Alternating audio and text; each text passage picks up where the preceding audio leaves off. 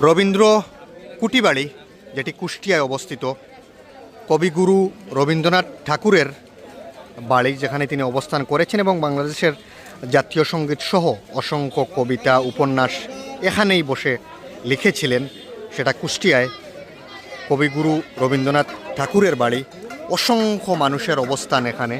আসলে দেশের বিভিন্ন প্রান্ত থেকে মানুষ আসেন এই জায়গায়। আমরা এই মুহূর্তে আসলে একটি টিকিট ক্রয় করব। টিকিট ক্রয় করে ভিতরে ঢুকব। রবীন্দ্র কুটিবাড়ি, এই মুহূর্তে আমরা অবস্থান করছি কবিগুরু রবীন্দ্রনাথ ঠাকুরের বাড়িতে। এই মুহূর্তে আসলে এই প্রবেশ পথেই ঢুকবো।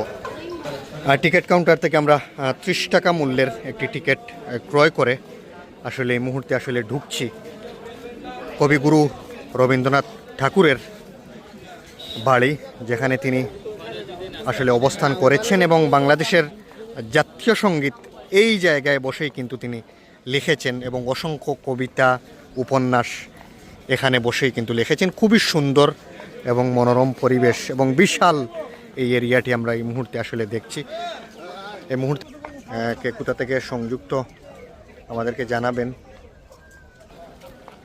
খুবই সুন্দর প্রাকৃতিক মনোরম পরিবেশে আসলে 30 টাকা মূল্যের এই টিকিট ক্রয় করেই কিন্তু আমরা এই মুহূর্তে আসলে ঢুকছি।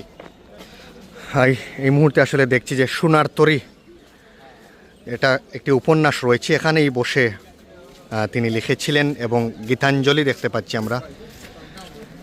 গীতাঞ্জলি এই জায়গাটিতেই বসে কিন্তু তিনি লিখেছেন কবিগুরু রবীন্দ্রনাথ ঠাকুর, এবং সেজন্যই কিন্তু তিনি গীতাঞ্জলি, সোনার তরী সহ অসংখ্য উপন্যাস বিশ্বের দরবারে কিন্তু অনেকটাই জনপ্রিয়।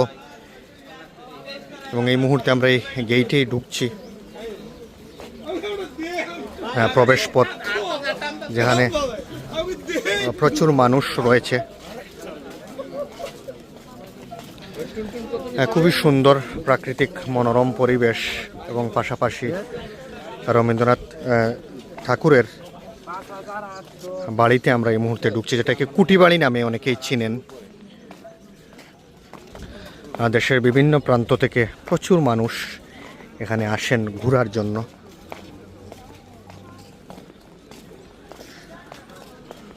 রবীন্দ্রনাথ ঠাকুরের বাড়িতে, যেখানে বসেই তিনি বাংলাদেশের যে জাতীয় সঙ্গীত রয়েছে এটাই কিন্তু এখানে বসে লিখেছিলেন। এই হলো মূল ফটক। আমরা এই মুহূর্তে আসলে মূল ফটকে ঢুকছি।